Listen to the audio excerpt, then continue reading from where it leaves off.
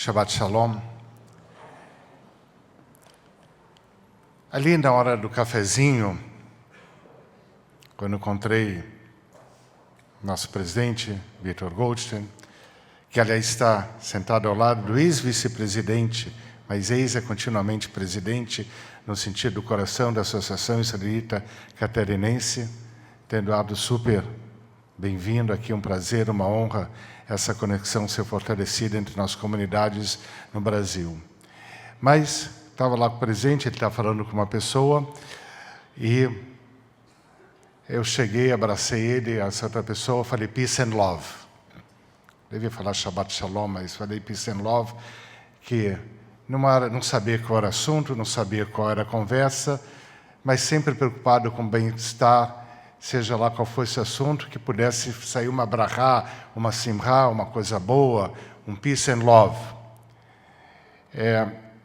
Só que daí, quando eu fui subindo para a sinagoga, eu me lembrei do que eu elaborei para falar nesse Shabbat, que talvez não seja exatamente sobre peace and love, mas faz parte da vida essa mescla entre sentimentos, desejos e uma maneira, às vezes, de compreender nossa realidade.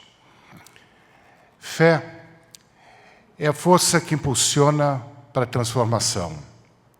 Uma transformação requer apoio. Fé, portanto, é a expressão de um apoio. Assim como foi com Sara, a primeira judia da história, ou mais precisamente, a primeira hebreia da nossa história judaica. O destino aparentemente indicava que Sara não teria filhos. E já idosa, sem esperança, ela recebe a informação de mensageiros que sim iria ter filhos. Quem são esses mensageiros? A Torá não define, não especifica. E essa indefinição tem um propósito. O propósito é que todos nós, cada um de nós, é potencialmente transmissor de uma mensagem capaz de apoiar e, através desse apoio, ajudar a reverter um destino desfavorável. Todos podemos, essa mensagem da Torá, ajudar a impulsionar a fé. Ao ouvir a mensagem que iria ter então filhos, Sara ri dessa mensagem. Até Deus diz para Sara, Tzahakta, você riu. Ela riu, talvez porque estava incrédula, ou talvez porque uma perspectiva inesperada da vida se abriu. Então, da perspectiva que se abriu o sorriso em seu rosto. O riso representa a reversão de uma situação. Em meio ao desespero, esse riso foi uma centelha de vitalidade, um convite para a vida. Desse riso, do riso de Sara, nasceu outro sorriso, literalmente outro sorriso. Nasceu o filho de Sara, que foi chamado de Yitzhak. O nome Yitzhak vem de um verbo, o verbo rir. Yitzhak, filho de Sara e Abrão, se tornaria o segundo patriarca do nosso povo. Os comentaristas do texto bíblico pontuam: o elemento fundacional do judaísmo é a ordem divina a Abrão, Lech Lecha, vai, siga teu caminho. Se esse é o elemento fundacional, a continuidade judaica representada por Yitzhak ocorre através da capacidade de rir. O riso, o bom humor, de alguma maneira, um peace and love, sem se abster da realidade, muitas vezes árdua e árida, é como a gente tem a força para prosseguir. O bom humor gera um novo eixo que abraça a vida. O bom humor, a palavra bom humor, a expressão bom humor em hebraico, é matzav ruach. E se a gente traduz literalmente, matzav ruach significa situação espiritual. Porque o bom humor é uma antítese da inflexibilidade, da cegueira dogmática. É um eixo positivo de espiritualidade. É uma condição espiritual de leveza e de abertura, amplitude da vida. Assim, resgatando, em meio a dificuldades, o judaísmo intenciona prosseguir com intensidade. No entanto, tal como palavras podem ser silenciadas pela surdez e insensibilidade, um riso pode ser apagado. Yitzhak, o patriarca que seria, teve seu sorriso apagado, porque seu pai, Abrão, decidiu atender uma suposta ordem divina e sacrificá-lo. A explicação do ato de Abrão é porque ele estaria atuando com fé.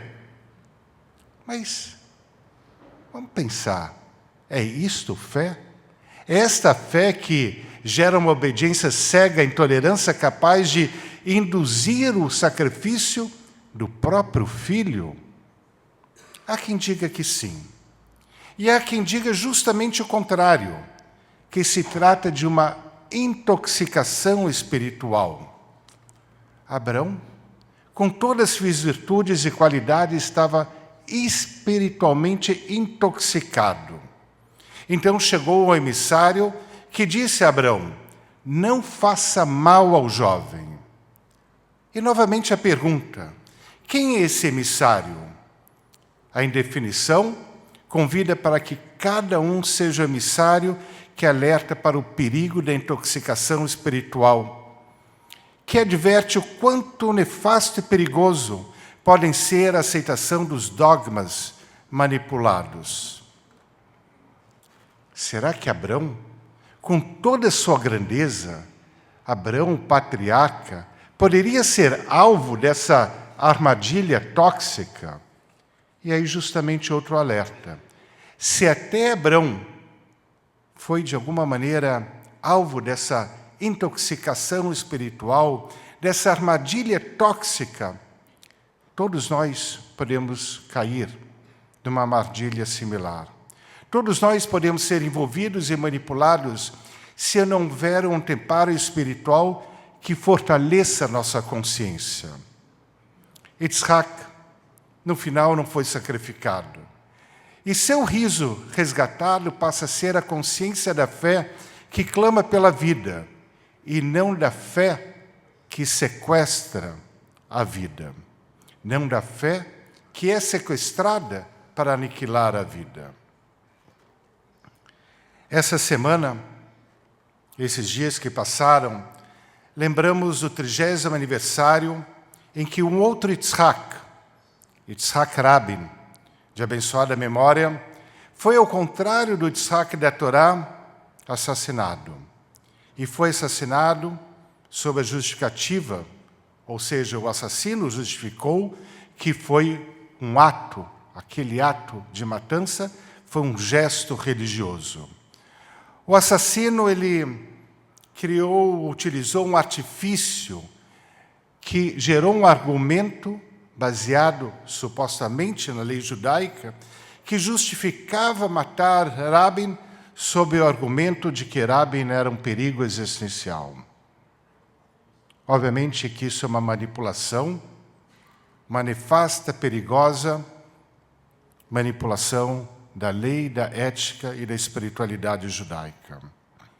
A morte de Yitzhak Rabin, então primeiro-ministro do Estado de Israel, acende um sinal de advertência para o uso da fé e o quanto esse uso manipulativo pode corroborar atos hediondos e insanos.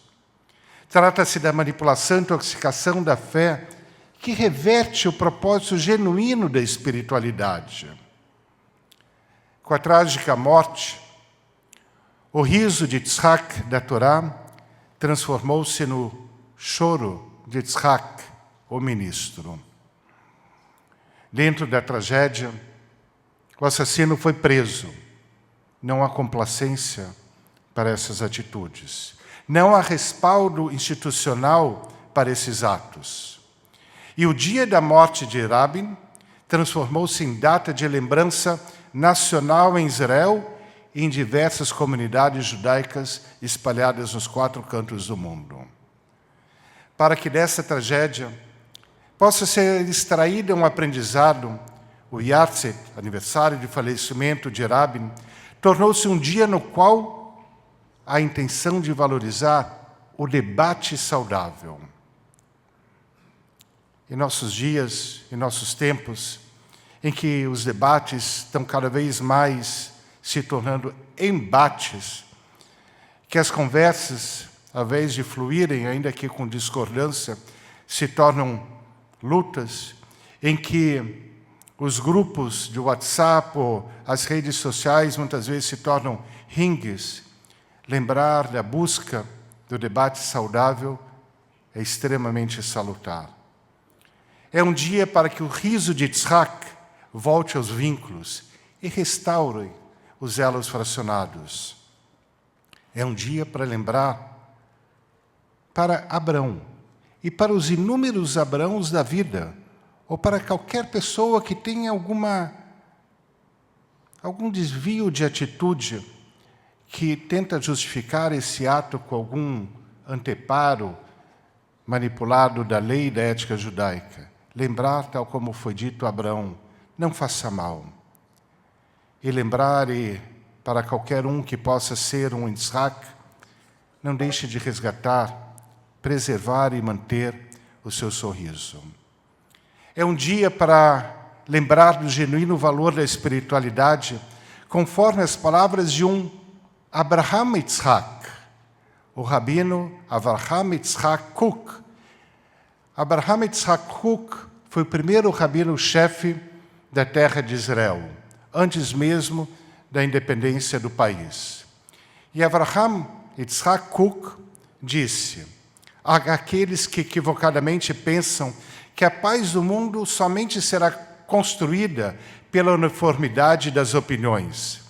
Mas a verdadeira paz virá, disse Avraham Yitzhak Kook, o rabino, quando ficar claro que os distintos lados de amplas conversas têm o seu lugar. Que assim seja em nosso convívio comunitário, que assim seja para a nossa fé, que assim seja para distintas fés, que assim seja em nossa convivência social, que assim seja em nossa espiritualidade, em meio ao choro por Yitzhak, o ministro, o retorno ao riso de Yitzhak, o patriarca. Shabbat Shalom.